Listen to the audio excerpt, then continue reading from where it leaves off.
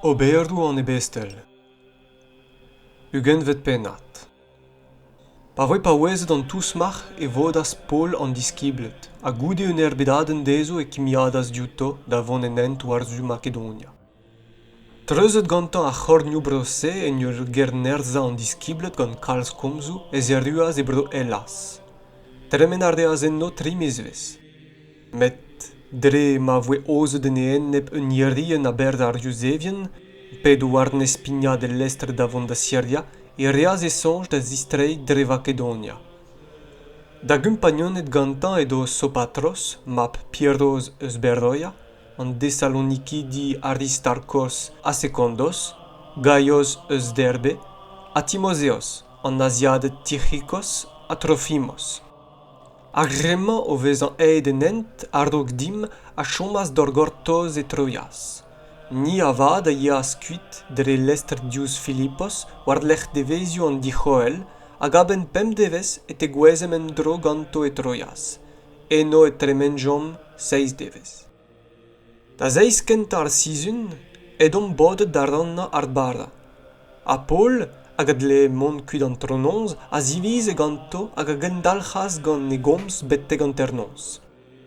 Kalzig a lampou a oa er gambr ouz krech, medom bodet enni.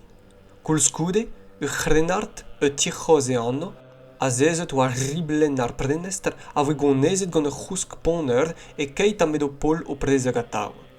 Sachet an tren gant e gousk e kouezaz eus an tre de soliadadur hag e voe savet kuit mardo. Met Paul a ziskennas, a stouaz warna hag a gemerdaz an neza et reizioù vrech en ul lavarut. Na vezit ket strafullet, rak vuez a zo enna. Pignad a reaz endro, ranna ar barda a tanva an neza, a da c'houde e prezeg as c'hoaz ir da walc'h. Betek gouloudeiz a neuze e zeaskut. Ar bugel avad a voe degaset bev d'ar gerd a ne voe ket ur fre arz dister. Ni avad o vez an pignet en erog war da lestr a verdeaz e trezeg azos, e lech matle mat kemer Paul ganim. Ar da gevelse en devoa divizet, e unan a zeufeg an nent. Pen devoe on tizet en azos, e c'hat kemerjom an nezan da vont betek mite lenne. A c'hanno ez ajom kuit dre vord evit erioù den devez war lech diar a kios. An trononz e verdejom e trezeg samos, a de gwezoù den devez war lech e miletos. Ar rak divizet den devoa Paul merdei en don vord da Efezos. Evit na c'hoarvez fek gantan da Lea en Asia. Asta ardai e kemen a men devoa an tu evit bezan e Jerusalem, ma helfe bezan a ben deiz ar Pentekost. Eus miletos e kasas da Efezos tud da c'hervel e naourion an ilis, pa voen eru betegenna e lavardaz dezo, c'hwi a war penons di war an deiz kenta, ma meus lakaet mazreid en Asia, meus en emerdennet de peb amzer o servijoù d'an otru gant peb izelegez hag an deirou e kreiz ar gwall enkadennou a c'hoarvez e ganin di war itriko ar Iusevien. Nemeus ar gillet dirak netra pa c'hell e bez an talvoudus evidoc'h. Prezeget meus d'ar, ou kelennet meus pe lec'hioù boutin pe en ties predevez, en ur aspedi ken ar Iusevien ken ar chresianet, da zistrei ouz doue, a da gaout ar feiz en on otru Jesus. A bremañ setu me erde dija ar asperdet o vant warzu Jerusalem eb an aout petra a zegouezo din enni. Nemet emma ar Bibl Santel eus an eilker deben o tegemen din ez eus chadennoù a trebulioù ouz magortoz. Met estumebet ne ordo an talvoudegez d'an buez. Gant ma kassin da ben mardenaden hag ar ministrerez am eus ar resevet digan an otru Jesus, dougen testeni da aviel gras doue. Bremañ eta, me war ne welfot mui ma drem, c'hwi ol am eus tremennet en outouez en ur emban arjou an teles. Setu peraget esteni an deoc'h irdioù ezon dinam diouz gwad an ol.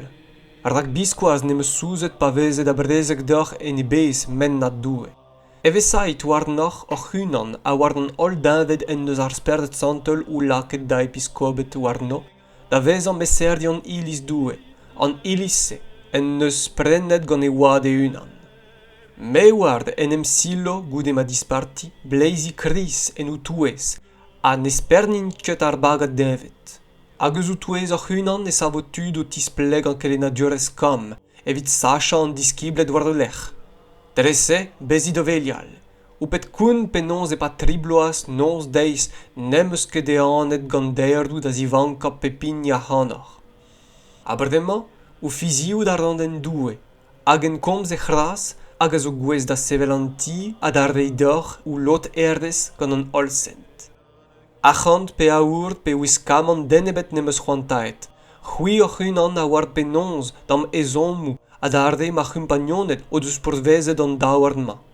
Bepret dem eus diskouezet d'or gant ma skouer ez eo evelse o poania er d'an ker skoazella a reouan en ur zechel koun eus komzou an otrou Jesus en eus lavarde de unan pradasoc'h e vurdustet a vez ordei eget ur desev.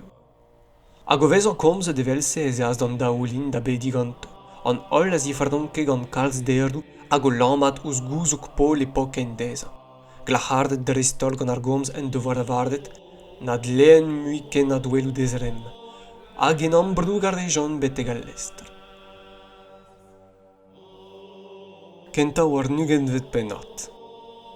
Ur wejen em zifram met diouto hag eid en don var e verdejom war de eun e trezek kos, hag an deiz war lech e trezek rodos hag a c'hanno da batarda. O vezan kavet ul lestr vont da dreuzi da gaout Fenikia e pinjom war na a man war rok. E ruet a wel da giprenez en ur lezel an ezi war an tukleiz e verdejom war du Syria hag ez erdujom et tir. Ar da genno et le a lestr diskarga e sammat. O vez an kavet an diskiblet e chomjom en no seiz devez. In a lavarde da bol, dere ar spert, chom et pignat da Jérusalem. Met pa voe per dremenet an devezien nou seganim e lochjom da van warrok an ol o vezan ouz an ambrouk gant no groagez hag an o bugale beteg mez eus ker. Hag o vezan stouet d'an daolin war no da bedi e kimiadjom an eil diouz e gile hag e pinjom war al lestr. In neuze a zistroaz d'ar ger, ni avad or e chui ur merdeaden a ye az eus tir da dore maiz. Enno goude saludi ar vreder da chom ganto en devez e zejom kuit an deiz war lech hag ez erdujom e kez ardeia. Mont ardejom da di Philip an da vielour un an eus ar seiz hag e chomjom enno. Peder mech en devoa, gwechezet a dioug an erdezet. E pad an nebet devezien nou ma chomjom enno et isken az eus Judea un dioug hag aboz e anno. Don areaz da chavout. Ha kemeret gantan gouriz pol en emerdeaz gantan treit a daouarn en ur lavarout. Setu ar pezh a lavar ar Bibl Santel, an den a zo ar gouriz mandeza e o evelse e Liamm an nezan ar yuzevion e Jérusalem hag e lakaet ar rein etre daouarn ar bagannet. O klevout an drase e pedem an nezan, ni a tud al lerse da chom ep pignat da Jérusalem.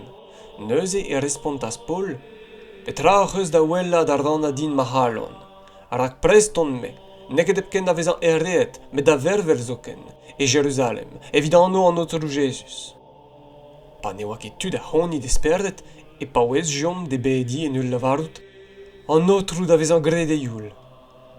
Goude an devezioù se, graet ganim or pochassou e savjom da Jérusalem. Don a reaz ivez ganim diskiblet eus kez ardeia hag a remma o chassas da loja et imnason, ur c'hipreneziat, an nezan en diskibl eus an deizioù kenta. De gwezet de Jérusalem eo gant levenez e voem degemerdet gant an diskiblet. An deiz war lech ez eaz pol ganim da dijakez, hag an ol en aourdion en em vodaz enno. Hag o vez an saludet et an evellas dre ar munut kemen en dova graet doue et ouez ar bagannet dre evinin strerez. O vez an klevet e gomzou, in ardo e gloar da zoue, a neuze e lavarjon deza. Gwellout arrez, breur, pet 10 000 da zo e touez ar yuzevion, eus ar reo deus kredet hag ol et alchjon gant kred da lezen. A klevet o deus, diwar da ben e kelennez d'an ol yuzevion a vevet touez ar bagannet, di lezen Moizez hag e lavarez dezo chom ep am drocha o bugale hag ebe lia a c'hustumo. Petra zo eta da ober. Ep marebet et teuio an dud den em vodan ar da klevet e vo ganto e zout de gwezet. Graet ar pezh al vardon dit, pe var gwaz on eus amman dalchet gant ur gwestl. Kemer an ezo ganit, en em c'hlan a ganto, a gra ar mizou evito ma vo touzet dezo o fen, hag e c'houvezo an ol neus tra gwir de bet pezh o deus klevet diwar da ben. Met en emerdenez ted a unan evel ur mirdour eus al lezen. Diwar ben ar baganet o deus kredet, ni on eus kaset kemenadur dezo eus an divisadurdio, diwerdi a c'hik bet keniget d'an idolennou ar gouad a c'hik mouget hag an nord gederdes. Neuze Paul an deiz warlec'h hag emerdas ganto ar oazet-se a goude en em c'hlannad a unan ganto e c'hantreaz en templ o reid a c'houzout Testamant Nevez o Glanndour a ben ma vefe keniget evit pepini an ezo ar brofaden. Edo ar seiz devez o vant da echui, pa voe gwelet en templ gant ar usevion, deuet eus azia. Ar rema a isaz an engrouez hag a dolas warna o daouarn.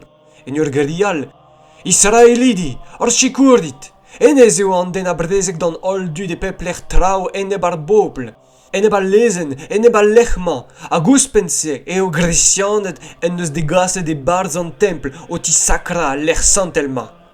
Ragardo gant drase o devoa gwelet trofimmoz an efeziat e ker gant Paul hag e kreden en devoa emma e gaset gantañ e barz an templ. Birvilha savas dreger a bez hag e terredaz ar bobl a bet tu.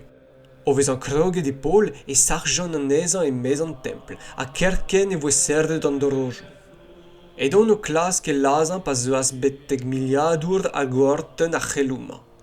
Eil pennet eo Jerusalem a bez. Emma, kerken a gemerdas gantañ soudardet a kantenerion hag a redas d'an traoñ betek an dut. In o welout ar livadur hag ar soudardet a baouezas da skei gant Paul. Neuze ar livadur o vez an tostaet a grogaz enna a c'hoc'hemenn a zerden an ezan gant diouchaden hag a c'houlenn a spioua a petra en devoa graet. Met e kreiz an engroez, darn a youche an drama, darn an drase. Pa ne c'heleket, gant an tousmach, gouzout resis petraoa e c'hoc'hemenn a skas Paul e diabarz a c'hernerlec'h. Pa zeruaz gant an diri, dankaz ar soudardet dezougen en abeg da nerz bunta an engroez. Rag an dud en em stanke war ur lec'h en ur gerial. Ar mardo evidemment! Edo Paul warnez bez an kaset e barz a c'hernerlec'h. Pa lavardas d'ar livadur, a gotre am eus da lavardout dit un dra bennak, e gile a respontas, gous d'ardez gresianek? Neket te o neuze an Egyptad en neus en devezhioù lakaet da sevel a kaset gantañ d'ar gwelec'h pevard miliad a forbanet? Me, eme Paul, a zo riuzev eus Tarsos e Kilikia, ke o dedour ur gerd neket divrut, me aspet, rodin o tre da gomzouz ar bobl. O vez an bet o treet, Paul en em lakaz war an diri, hag a rea sin d'ar bobl gant e zorn. Sioul d'ur braz a oe, a Paul da gomzouto e yez e break. Da war nugen vet pennat. Brother, atadou, chilaouet petra am eus da lavardout evit en em zizan mal dirazar. O klevout an ezan o komz outo e yez e break e rojon puoc'h muur c'hoaz hag e lavardas. Mezo ur riuzev, gant de Tarsos e Kilikia on bet dioroet koulskoude ur germa. E ar streit Gamaliel em eus desket mirdout pis lezen Untitled, leun a c'hred evit doue evel memor c'hui al iria.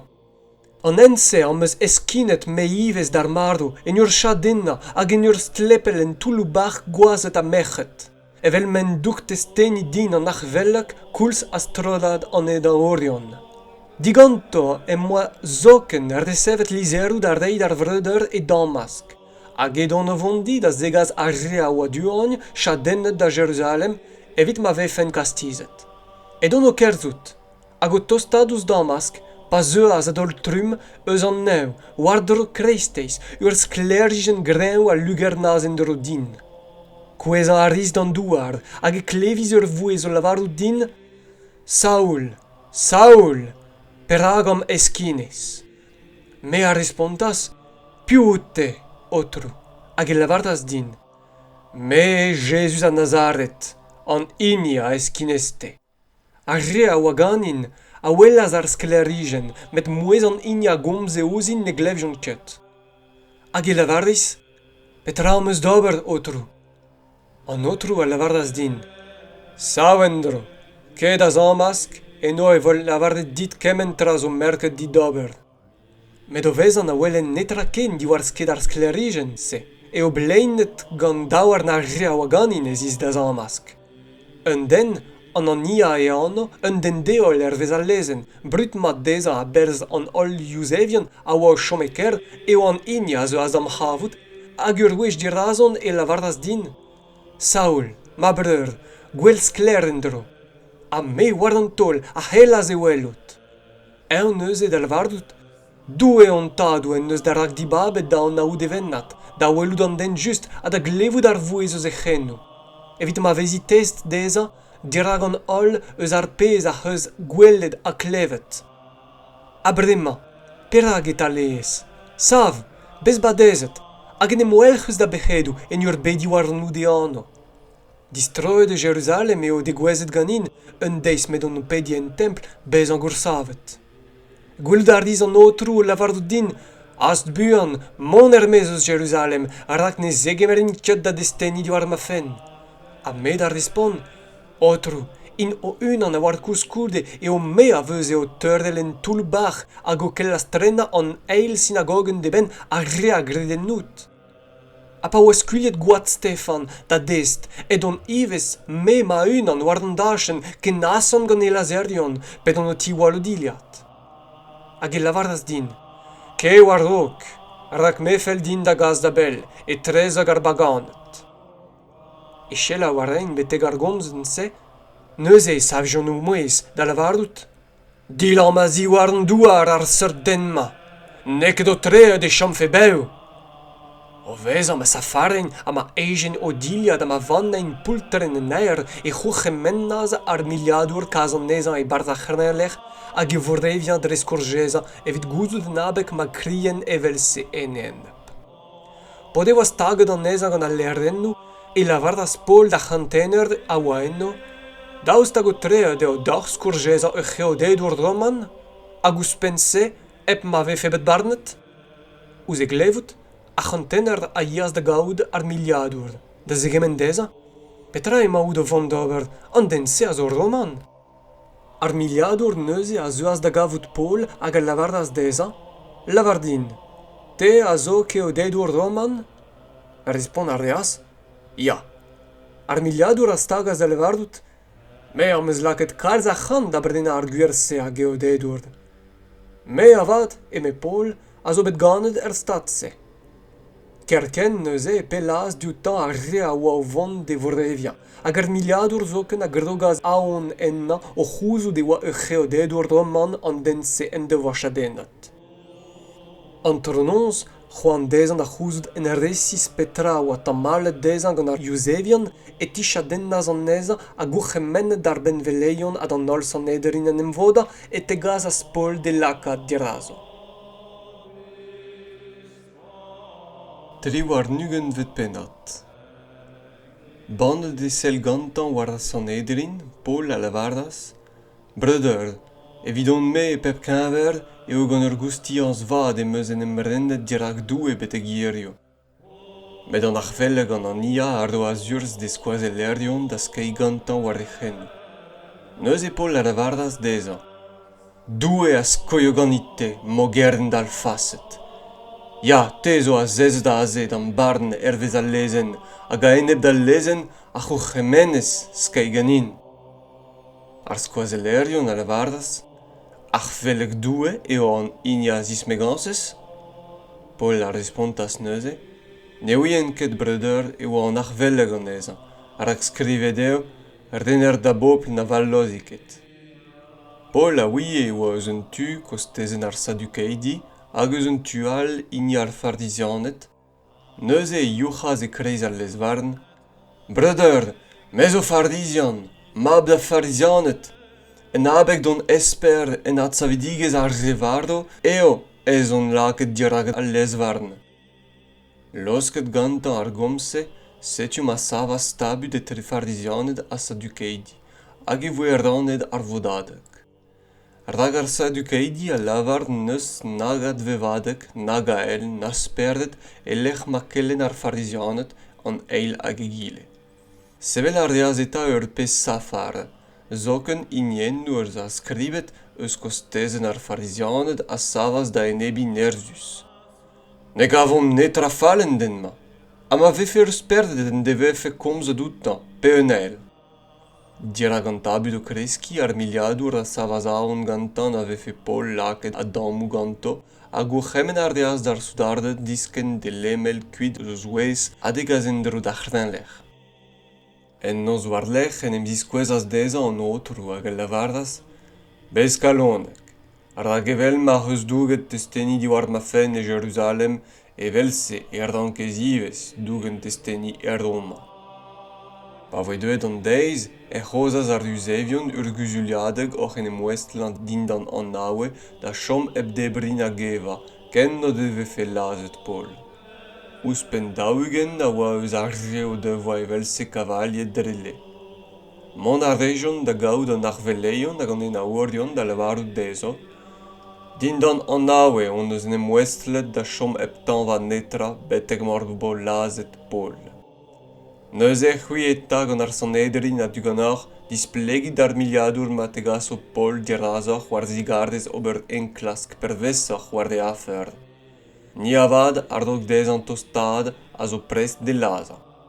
Met map c'hoar Paul a glevas menneg eus ar fete pans. Mont ar deas da renet, mont e barz a rei kelou da bol. Paul a c'halvas de gaout unan eus ar gantenerion hag al lavardas, kaz ar potiaouank man ganit beteg ar liadur, ar da gendrabenagen neus da zegemendeza. A c'hantener e gemerdas gantan hag e gasas da gavout ar liadur. Ar Brezhoneg Paul, emeza, en neus magalved a goulennet diganin degaz ar potiaouank man beteg en nout. En drabenagen neus da lavarout dit. O vezan kroget e dorn ar potiaouank, ar liadur en em lakaz a gostez hag a c'houlennas, petra e ar pezh a c'heus da zegemendin. Respond ar deas, ar usevion o deus en em glevet da c'houlen diganit degaz Paul war c'hoaz dirag ar Sanedrin, war zigardez ober rezisoc'h en klask diwar e ben. Te avad, ar da dit kredienno, ar da gouspen daougen an ezo a c'hed an eza. Hagin o deus en em westlet dindan an nawe da chom ebdebrin a geva betek mod evo e lazet. A bremañ aze emain, prest, o konta war da asant. Ar liadur al lakaz ar podiaouank da vant kuit goude gourchemen deza, na ardo da c'houzout da zen ebet a c'heus diskulet an traoù din. Gervel ar deas neuze daou eus ar gantenerion en ul lavardout dezo, lakit prest da vant betek kezardeia, a dal 3 eurvez an nons, daou c'hant soudard, dek marchegour a triugen, a daou gant goafek. Ravo par da mantedivez ur donset da lakaat Paul da bignad warno de gas dibistik beteg ar gwarnour Feliz. A skrivañ ar deas ul lizer gant kemen ma e barz. Claudios Lysias d'ar gwarnour de Norus Murbet Feliz. Salut. An denma a oa bet kroget enna gant ar usevion hag ar remma a oa o vont de laza, pas on de gwezet war al lec'h gant ar soudardet de zifram ma diganto, o vezan bet gouvezet ganin e oa ur roman. Pa felle din an aoud ar Pennadoù eus an tamalou ar rain deza em eus e gaset dirag ar Sanedrin. Kavet em eus e tamalein an eza en dro da gudennoù zo eus o lezen, met ne oa netra del lezeg a vardo pe achadennoù. Ogen o vezan berdoet din kelou e oa bet ozet un irien a en eban den em eus kerken e gaset beteg en nout en ur zegemen de damallerdion o devoa d'ober o chlem a en ebdez an dirazout. Ar soudardet eta ervez ar pezh a oa bet gourchemennet dezo hag gemeras Paul hag en kasas e kreiz an noz betek antipatris. An tronoz o vezan lezet ar varc'hegourion da vant kuit gantan et istrojon da c'hnelec'h. De gwezet e kezardeia ar varc'hegourion ar doaz al lizer d'ar gwarnour hag a zegasas Paul diraza. Ar gwarnour o vezan lennet al lizer a c'houlennaz eus perdan vrdo e oa. Pa glevas e oa eus kilikia. Da glevout ar din, emeza, pa vo erdu e divez da damalerion, hag erdo azurz de zioal e pretordi erdodez. Pevar war nugen vet pennat. Pem devez goude se et isken naz an arvellek an an ia gant inien nou eus an enaourion en ur bretaer e anno Tertilios. En em lakaz dirag ar gwarnour da damalerion en e Paul. Maodez an bet galvet e te raouaz ter tilioz evel en gant edam al laden. Ar peoc'h don, emeza, a zo deuet drezout, hag ar gwelennoù degaset ar bobl gant ar ragevez a zegemerdon e pep douarde, hag e peplec'h, feliz mat merbet gant pep an aodegez vat. Met pan e felket din teir dit a ben e pad ar debel, a spedan d'or chelaou ur pennadig epken gant an negaratet a zo da hini. Ar da kavet on eus e oa an denma ur vossen, un den a laka dispar da sevel etouez an ol yusevion dre ar bet a bez. A zo ur pen stourmeur ouz kostezen an nazarde didi. Klasket en eus zoken di sakra an tempel. Lakaet on eus neuze ar soarna hag e felle dim e varn vez al lezen. Met ar liadur lizias, o vez an deuet war l'er, et neus e ziframet a dre on daouarn gant kalz nerz hag o c'hemennet de damalerion don da skavout. Ouz e c'houlen ata e c'helid a unan an avezot digantan e o gant gwir abek et tamalom nideza an ol drause. Ar duzevion dozro, a ar paz e gomzou o lavardou de oa evelse e oa kon evit gwir. Neus e gret sin gant ar gwarnour de oa dezan da gomz e respont as Paul. Setu meur a vloavez, en gouz d'ardan me maoud o c'hoar nar bopman, neuze e o gant fizians e komzin dan difen. Tu a zo dit da c'houzout neus ket ouzhpenn daouzek devez a baouem a zon pignet da bet dit a Jérusalem, a penons nag en templ nag er synagogennou, na dregerd gen nebedal, non bet kavet out a butal gant den pezen pe o lakad ar bob da sevel. Ninke gwez da brdoui dit pelloc'h ar pezh a damalon din bremañ, an drama kourskoude a an zav an ouzit.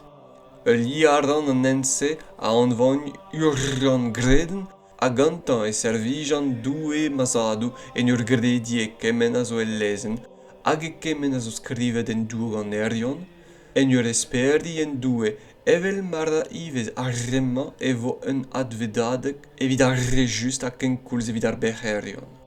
En abek da se strivan mem a unan da gaout bepred ur goustians direbez dirak doue hag an dut. Goude kalz bloavezhioù on deuet da zegaz a luzonnoù d'an popl a da ginnig profou. Gant ar gefridise e oan po deus ma c'havet un templ en em c'hlanaet em moa.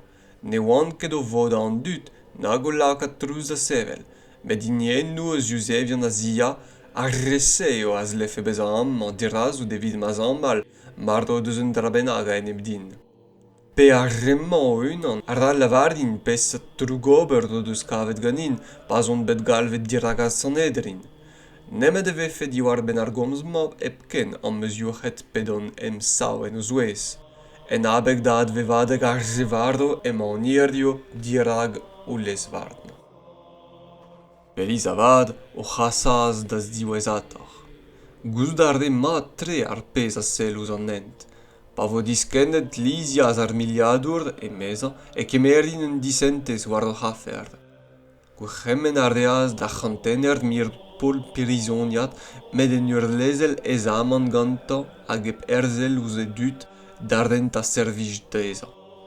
Un nebet devezien ou goudese e teas feliz hag erdouek Drusilia ur yusevez an ezi. Gwec'hemmen ar deaz degas Paul hag e chelaouaz an ezan diwar ben ar feiz e Christ Jesus. Met o vezan ma komzet diwar ben ar deiz derde a c'hlandet hag ar varn da zon e krog a zaon e feliz hag e lavardas, evit bremañ e c'helez mon, pa gavin un degouez a skalvin en dro. A en dal, en devoa esperivez e vefe roet a c'handez hag an Paul. En abek da se e lakaet e gercha da liez a warc'h da zivezout gantan. Goude daou vloavez peur dremenet, feliz en devoe porcios festos da war lechiat.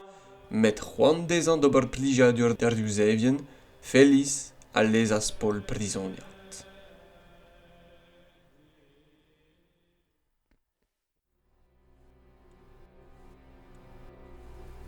Echuom gant ur beden evit Breiz.